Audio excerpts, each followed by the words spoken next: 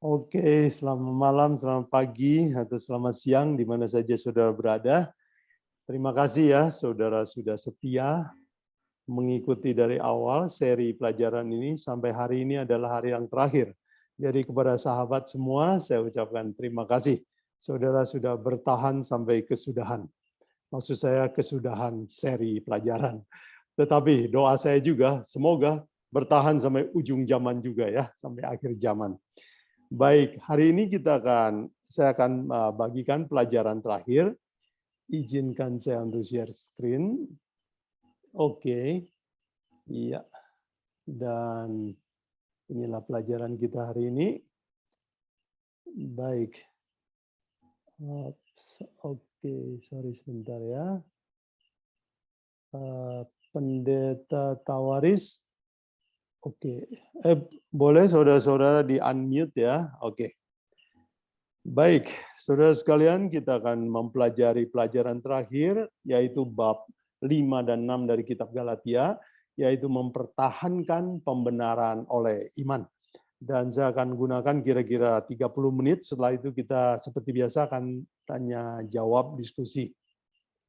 Baik, sebelum kita mulai pelajaran, saya punya pengumuman buat saudara. Setelah pelajaran ini kita akan libur beberapa minggu. Saya kebetulan ada tugas untuk berbicara di tempat lain. Tetapi sementara itu saya akan menyiapkan sebuah pelajaran ya atas usul dari sebagian dari saudara, yaitu bait suci dan Injil.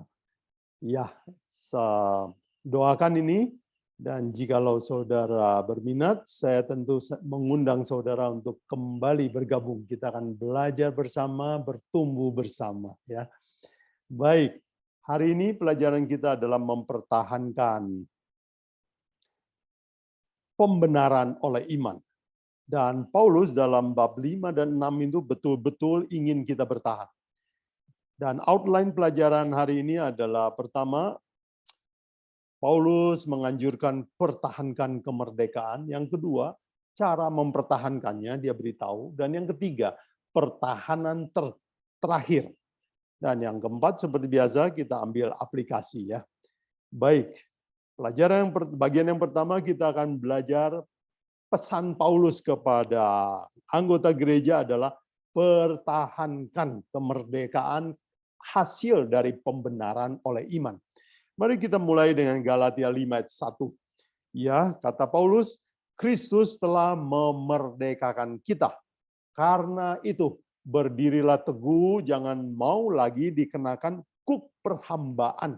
Jadi kita sudah mengenal pembenaran oleh iman, kita sudah mengakui bahwa satu-satunya jalan untuk bisa diampuni adalah lewat Yesus Kristus. Satu-satunya cara beragama yang bisa diterima Tuhan adalah mengandalkan jasa Yesus Kristus. Dan itu berarti kita sudah dari hamba menjadi orang merdeka. Kata Paulus, pertahankan.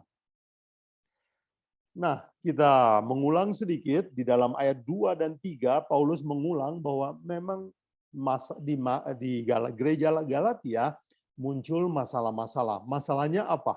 Paulus tulis di ayat 2 dan 3 dikatakan, sesungguhnya aku Paulus berkata kepadamu, jikalau kamu menyunatkan dirimu, Kristus sama sekali tidak akan berguna bagimu.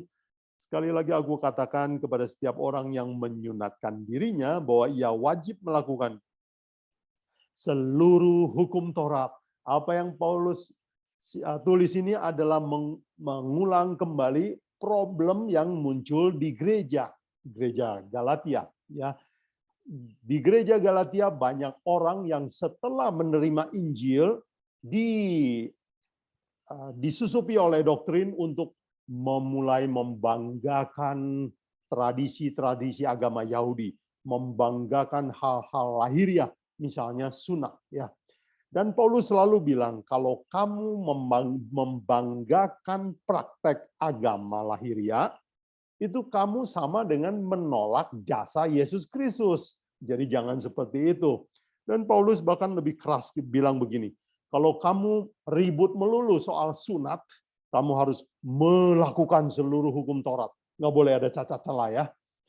Jadi ini saya kasih ilustrasi seperti mirip orang bayar kartu kredit, bayar kredit pakai kartu kredit lagi ya. Jadi orang punya banyak hutang kartu kredit, nggak punya uang untuk bayar, dia pinjam uang dari kredit yang lain untuk menutupi kartu kredit. Itu kan namanya gali lubang, tutup lubang. Jadi dengan kata lain sebenarnya kalau kita nggak punya uang, nggak mungkinlah kita bisa melunasi hutang. Itu yang Paulus maksudkan. Kalau kamu menyombongkan agama secara lahiriah, coba turuti semua. Tapi nggak boleh ada cacat. Nggak mungkin, sebab kita bukan orang sempurna. Baik, inilah masalah di Galatia. Jadi selain itu juga ya fanatisme kita sudah pelajari. Paulus adalah dulu seorang fanatik, ekstrim tanpa toleransi, kemudian bangga perbuatan penurutan hukum Taurat, sombong dengan agama, dan dogmatis sekali ya, teoritis sekali. Dan Paulus di dalam ayat 4 dan 5 lanjutkan begini, ya jangan balik lagi ke jalan yang lama, yaitu jalan sebelum kamu mengenal Yesus Kristus. Paulus bilang, kamu lepas dari Kristus jikalau kamu mengharapkan kebenaran oleh hukum Taurat. Kamu hidup di luar kasih karunia. Sebab oleh roh dan karena iman kita menantikan kebenaran yang kita harapkan. Nah ayat 5 inilah asal kata righteousness by faith ya di dalam ayat 5 ini. Jadi Paulus katakan ya bahwa kalau kamu ngotot membanggakan agama, perbuatan agama, maka kamu itu keluar dari kasih karunia. Nah, Paulus di sini bukan mengatakan bahwa agama tidak penting, bukan hukum Taurat tidak penting, bukan. Yang dia katakan tidak penting adalah bangga penurutan akan agama, bangga dengan perbuatan hukum Taurat. Kebanggaan itu mencabut kita dari kasih karunia Tuhan ya. Jadi Paulus mengajarkan kepada kita ya, dan itu adalah seluruh ajaran Alkitab bahwa kita nggak bisa justified by the law, nggak mungkin. Ya, kita hanya bisa justified by Christ. Dibenarkan hanya karena itu. Kita orang berhutang, bagaimana kita bisa bayar hutang kalau kita nggak punya kebenarannya? Jadi justified by Christ, not by law ya. Orang yang berharap dibenarkan oleh hukum itu sama dengan membuang Yesus Kristus. Baik, itulah pesan Paulus, pertahankan pembenaran melalui iman. Nah sekarang Paulus juga ada seorang yang bukan hanya seorang yang konseptual, tetapi dia adalah seorang yang praktikal ya. Dia adalah orang yang praktis juga ya. Semua nasihatnya itu diaplikasikannya mudah. Dan inilah beberapa nasihat Paulus kepada kita bagaimana mempertahankan pembenaran oleh iman ini. Yang nomor satu dia bilang, iman kamu harus iman yang bekerja oleh kasih, bukan iman teori, artinya didorong untuk berbuat. Kita baca di dalam Galatia 5 ayat 6, saya kutip. Sebab bagi orang-orang yang di dalam Kristus Yesus, hal bersunat atau tidak bersunat tidak mempunyai arti, hanya iman yang bekerja oleh kasih. Iman yang didorong oleh kasih. Dan dia ulangi lagi di dalam ayat 13 dan 14, dia katakan, saudara-saudara memang kamu telah dipanggil untuk merdeka, tetapi janganlah kamu mempergunakan kemerdekaan itu sebagai kesempatan untuk berkehidupan dalam dosa. Jadi jangan melanggar hukum maksudnya ya, mentang-mentang sudah beriman kepada Yesus ya. Melainkan, kata Paulus, layanilah seorang akan yang lain oleh kasih. Sebab seluruh hukum Taurat tercakup dalam satu firman ini, yaitu kasihilah sesamamu manusia seperti dirimu sendiri. Ya. Jadi Paulus bilang bahwa penurutan hukum kalau dilakukan dengan iman yang dilakukan oleh kasih, itulah pertahanan nomor satu, yaitu iman yang bekerja. Di dalam ayat 13 dan 14, Paulus katakan, oh ya ini ayat tadi sudah kita baca ya, kasihilah sesamamu manusia seperti diri sendiri adalah inti dari hukum Taurat. Jadi sebenarnya hukum Taurat itu kalau hukum Taurat itu adalah kulitnya, intinya buahnya itu adalah kasih ya kepada sesama. Yang kedua, kata Paulus, cara mempertahankan pembenaran oleh iman adalah jangan bertengkar ya. Di dalam Galatia 5:15 dan 26 Paulus kasih nasihat begini. Karena dia tahu setelah datang ajaran-ajaran yang ekstrim-ekstrim ke dalam gereja, gereja mulai ribut ya. Dan gejala ini adalah bukti bahwa kita telah keluar dari kasih karunia. Di dalam Galatia 5:15 Paulus bilang begini, tetapi jikalau kamu saling menggigit, saling menelan, awaslah supaya jangan kamu saling membinasakan. Ayat 26, dan janganlah kita gila hormat, jangan kita saling menantang dan saling mendengki. Jadi kita dapat kesan bahwa gereja kalau mulai masuk ajaran fanatik, ini situasinya ya. Wah, mengancam, menggigit, saling menyalahkan ya, gila hormat, menantang, mendengki ya. Bahkan saya pernah tahu ada gereja yang sambil panggil polisi untuk membereskan urusan pertengkaran dalam gereja. Jadi jangan bertengkar. Nah, pertahanan yang ketiga, Paulus kasih juga nasihat seperti ini. Dia katakan, hiduplah menurut roh, jangan hidup menurut keinginan daging. Di dalam Galatia 5:16 dan 17, Paulus tegaskan, dia bilang begini, maksudku ialah, jadi dengan menasihatkan pertahankan kemerdekaan, tetap hidup dalam kasih karunia, mempertahankan pembenaran oleh iman, Paulus bilang, maksudku ialah, jadi yang paling inti dari mempertahankan pembenaran oleh iman adalah apa? Hiduplah oleh roh. Teruskan hidup oleh roh. Maka kamu tidak akan menuruti keinginan daging. Ya. Nah, apa yang dimaksud dengan hidup oleh roh? Roh itu maksudnya adalah roh Allah atau keinginan Allah. Paulus menasihatkan maksudku adalah untuk mempertahankan pembenaran oleh iman, kamu harus mengikuti kehendak Allah, bukan kemauanmu sendiri. Ayat 17, sebab keinginan daging atau kemauan sendiri berlawanan dengan keinginan roh, dan keinginan roh berlawanan dengan keinginan daging, karena keduanya bertentangan, sehingga kamu setiap kali tidak melakukan apa yang kamu kehendaki. Jadi masalah pembenaran melalui perbuatan atau melalui agama adalah apa kata Paulus? Kuncinya adalah karena tidak bertobat atau hidup menurut daging. Jadi kalau begitu, pertahanan terbaik untuk menentang semua ajaran sesat, untuk meninggalkan pembenaran oleh iman adalah apa? Bertobat. Jangan ikuti kemauan daging, ikuti kemauan Tuhan. Jadi Paulus maksudkan ini artinya apa? Dia bilang, oh, jangan ikut kemauan daging.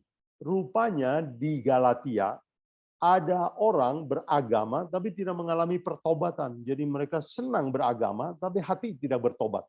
Itu sebabnya Paulus coba terangkan. Inilah ciri-ciri kalau orang beragama tanpa pertobatan. Di dalam ayat 19, 20, 21. Kita baca. Perbuatan daging telah nyata, yaitu cabul, cemar, hawa nafsu, penyembahan berhala, sihir, perseteruan, perselisihan, iri hati, amarah, kepentingan diri, percideraan, roh pemecah, kedengkian, kemabukan, pesta pora, dan sebagainya. Semuanya itu kuperingatkan kamu seperti yang telah kubuat dahulu, bahwa barang siapa yang melakukan hal-hal yang demikian tidak akan mendapat bagian dalam kerajaan Allah. Saya tambahkan, orang yang beragama tapi tidak bertobat dan melakukan hal ini, Paulus mengatakan apa? Tidak akan masuk surga.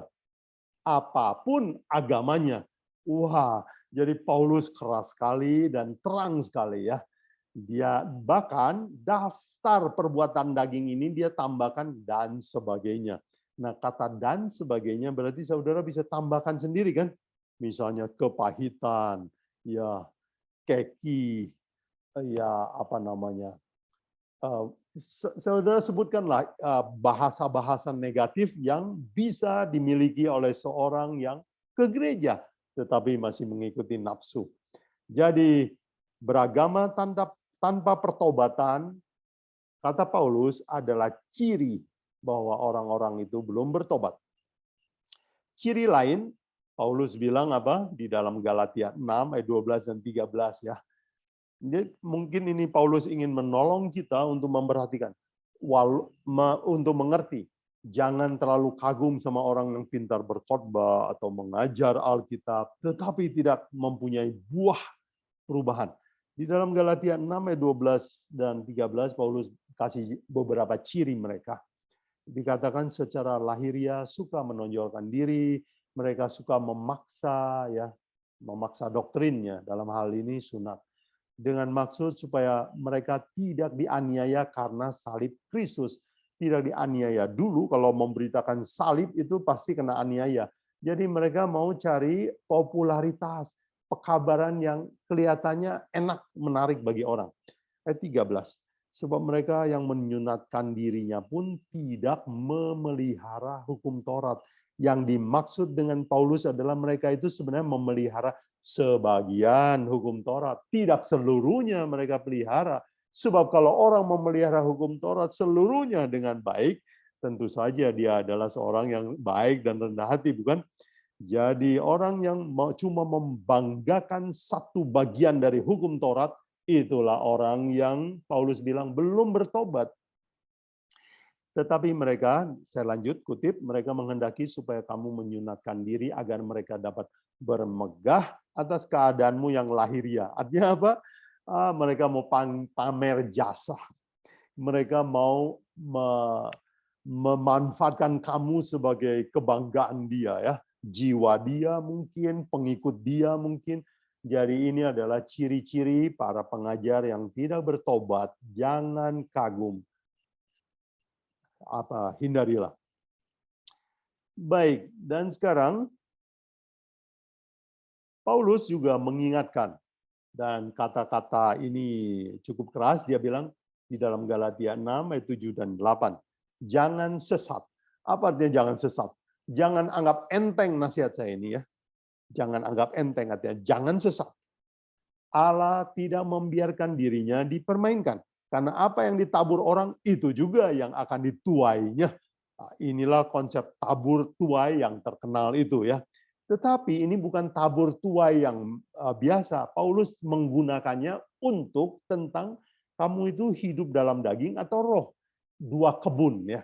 Di ayat 8 dia katakan, sebab barang siapa menabur dalam dagingnya, ia akan menuai kebinasaan dari dagingnya. Tetapi barang siapa menabur dalam roh, ia akan menuai hidup yang kekal dari roh itu. Jadi dengan kata lain, Paulus bilang, kebun hati manusia cuma ada dua macam. Satu kebun daging, satu kebun roh. Kalau kamu bercocok tanam di kebun daging, apapun agamanya, hasilnya adalah mati. Tetapi kalau kamu bercocok tanam di dalam roh, tidak peduli agamanya apapun, kamu akan diselamatkan karena Tuhan akan menuai buah dari hasil menanam di kebun roh ini. Jadi Yesus diibaratkan oleh Paulus seperti seorang petani ya yang menanam dan menunggu panen. Dan kalau saudara mempelajari Wahyu 14 ayat 20 ya, memang Yesus datang digambarkan apa? Membawa sabit, dia mau panen. Jadi Yesus datang bukan mau jemput orang agama tertentu, dia mau jemput orang yang mempunyai buah. Nah, buah ini adalah bukti bahwa dia milik Tuhan. Mari kita baca buah apa yang Paulus harapkan dimiliki oleh orang-orang Kristen yang hidup dari pembenaran oleh iman. Di dalam Galatia 5, 22 dan 23. Kita baca. Tetapi buah roh ialah kasih, sukacita, damai sejahtera, kesabaran, kemurahan, kebaikan, kesetiaan, penguasaan diri. Tidak ada hukum yang menentang hal-hal itu. Tidak ada hukum, maksudnya hukum Taurat itu tidak semuanya, tidak ada yang menentang hal ini. Jadi dengan kata lain, buah roh ini adalah buah dari hukum Taurat. Cocok sekali dengan hukum Taurat. Jadi hukum Taurat ditulis dalam bahasa negatif dan mengancam, tetapi buah roh ditulis dalam sisi positif. Jadi buah roh dan 10 hukum itu sebenarnya uang dua muka ya. Satu muka bahasanya banyak menggunakan kata jangan, jangan, jangan. Tetapi sisi yang lain adalah kamu akan harus begini, begitu ya. Jadi Paulus memberikan sisi lain dari 10 hukum secara positif. Dia bilang 10 hukum, hukum Taurat maksudnya adalah kasih, sukacita, damai, sabar, murah hati, kebaikan, setia, kelemah lembutan, dan menguasai diri. Jadi saudara sekalian, inilah bukti bahwa kita hidup dalam pembenaran oleh iman. Mungkin waktu saudara lihat daftar ini, aduh, saya belum masuk di sini. Inilah waktunya kita untuk kembali mengenal Yesus Kristus lebih dalam dan mengakui kelemahan kita bahwa kita tidak punya buah ini. Inilah Paulus bilang pertahanan yang penting ya.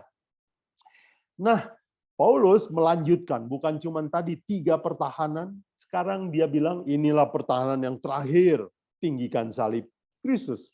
Di dalam Galatia 6 ayat 14, Paulus tulis begini, dan ini adalah ayat yang sangat ya menggelegar ya, sangat penting sekali mengakhiri tulisannya. Dia bilang, tetapi aku sekali-sekali tidak mau berbangga selain dalam salib Tuhan kita, Yesus Kristus, sebab olehnya dunia telah disalibkan bagi aku dan aku bagi dunia. Apa maksud Paulus? Maksud Paulus begini, aku, ya ini aku, karena dia udah menasihatkan orang Galatia, ya ada yang percaya, ada yang enggak, ada yang tertarik dengan doktrin baru, ada yang masih percaya sama Paulus. Dia bilang, tetapi aku maksudnya apa?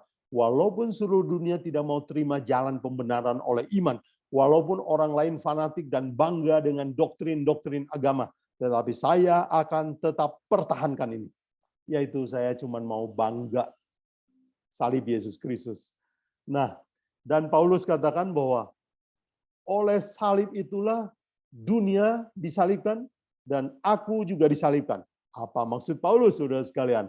Nah, dunia disalibkan maksudnya dunia tidak menarik lagi bagi saya, dan ya dunia disalibkan bagi aku, dunia tidak menarik lagi, dan aku telah disalibkan bagi dunia. Artinya aku juga tidak tertarik, dunia juga tidak tertarik kepada saya ya, karena saya tidak mencintai dunia ini lagi. Dalam Filipi 2 ayat 6 sampai 8, Paulus memberitahukan kepada kita sebuah rahasia salib, yaitu kenapa Yesus bisa mati di kayu salib. Di dalam Filipi 2 ayat 6 sampai 8, Paulus menceritakan rahasianya. Nah, saudara tahu bahwa Yesus adalah Allah yang turun jadi manusia. Tidak mungkin Allah bisa mati. Mengapa Yesus bisa mati di kayu salib? Di dalam ayat 6 dan 7 dikatakan apa? Ya, walaupun Yesus Kristus dalam rupa Allah tidak menganggap kesetaraannya dengan Allah itu sebagai milik yang harus dipertahankan, melainkan telah mengosongkan dirinya dan mengambil rupa seorang hamba menjadi sama seperti manusia. Dalam keadaannya sebagai manusia, ia telah merendahkan diri dan taat sampai mati, bahkan sampai mati di kayu salib. Jadi Yesus turun terus dari langit setara dengan Allah, dia kosongkan diri dan dia jadi manusia. Bukan manusia yang pangkatnya tinggi, dia turun lagi menjadi seorang hamba. Dan sebagai hamba, dia matinya juga bukan mati normal, tetapi dia ambil cara mati yang paling hina dari manusia. Jadi dia turun terus merendahkan diri. Dan rahasianya kenapa Yesus bisa mati di kayu salib, kata Paulus adalah apa? Dia rela. Nggak ada yang bisa membunuh Yesus, kan? Jadi, pelajaran apa yang Paulus ingin beritahukan kepada kita, ajarkan kepada kita bahwa saya tidak mau bermegah selain dalam salib Yesus, sebab oleh salib itulah dunia telah disalibkan dan aku telah disalibkan bagi dunia. Ya, yang dimaksud oleh Paulus adalah mari sekarang, mulai sekarang saudara sekalian, inilah pertahanan kita. Ukuran segala adalah Yesus Kristus. Dia kalau dia rela mati di kayu salib, saya juga harus rela matikan nafsu dunia. Dunia akan kehilangan daya tariknya. Dan menjadi ciptaan baru, mengalami perubahan tabiat, itulah cita-cita baru saya. Tidak lagi mementingkan ukuran agama secara luar. Dan perubahan ini hanya bisa terjadi kalau saudara mau, rela. Gak ada orang yang bisa paksa kita. Saudara sekalian, inilah maksud Paulus, saya hanya mau bermegah dalam salib Yesus Kristus. Jadi, saudara sekalian, kita sudah sampai kepada penghujung pelajaran kita. Mari saya rangkumkan. Galatia 5 dan 6. 5 dan 6, Paulus katakan, pertahankan pembenaran oleh iman.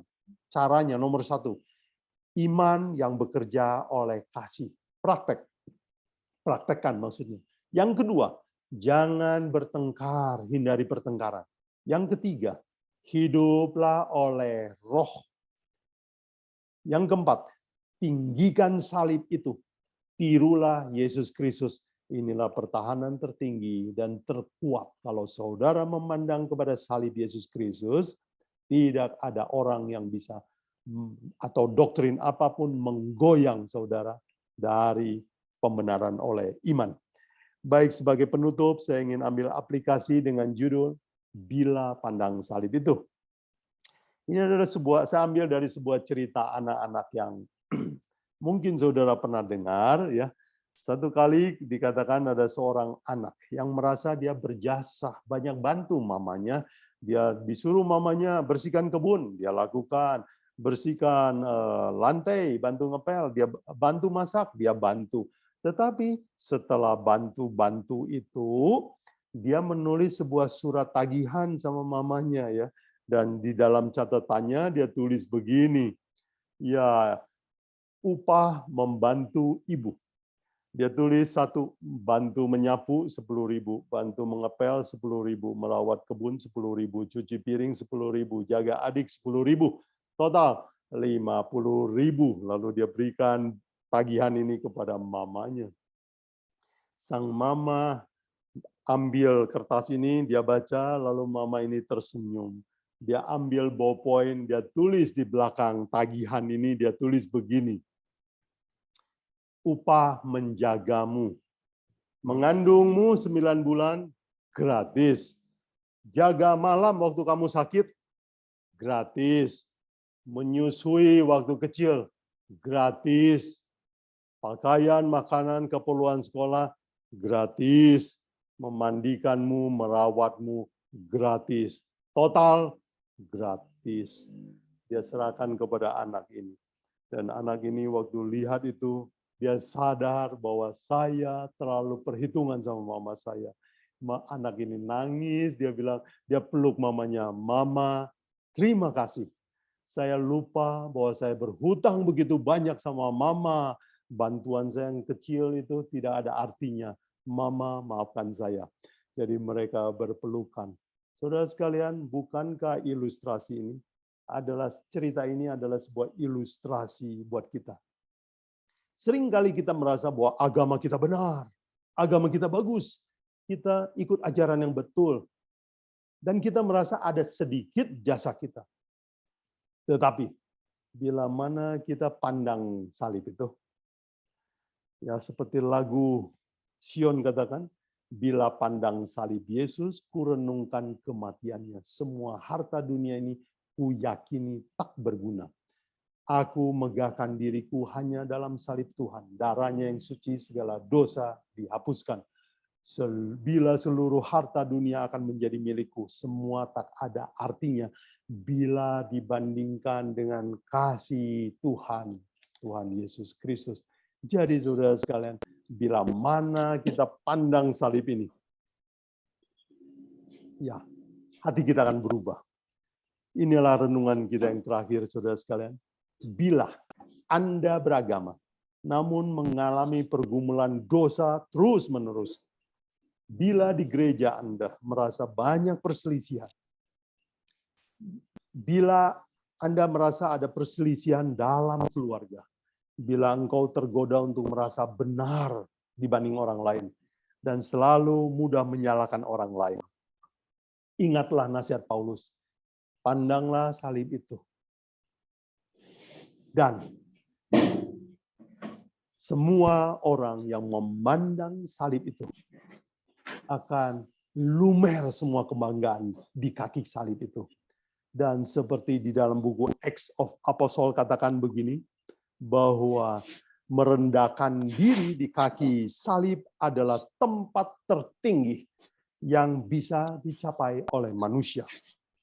Sekali lagi saudara sekalian, merendahkan diri di kaki salib adalah tempat tertinggi yang bisa dicapai oleh seorang manusia. Saudara sekalian, inilah nasihat Paulus dari Galatia 5 dan 6 bagaimana mempertahankan. Tetap terus hidup dalam pembenaran iman. Jangan digoyang ke kiri dan ke kanan oleh siapapun juga dan oleh ajaran apapun juga. Selain kita bertahan dan mengandalkan jasa Yesus Kristus. Semoga iman kita akan bertahan sampai kesudahan, dan bila mana Yesus datang, kita akan menghasilkan buah yang bisa dipanen oleh Yesus Kristus. Doa saya, semoga pada hari itu kita semua boleh diterima di dalam kerajaan-Nya. Terima kasih atas perhatian saudara sekalian. Sebelum kita masuk tanya jawab, mari kita tunduk kepala untuk berdoa. Bapa dalam surga, terima kasih untuk firman Tuhan dan nasihat templakan dari firman-Mu. Kami tahu bahwa kami seringkali seperti anak kecil,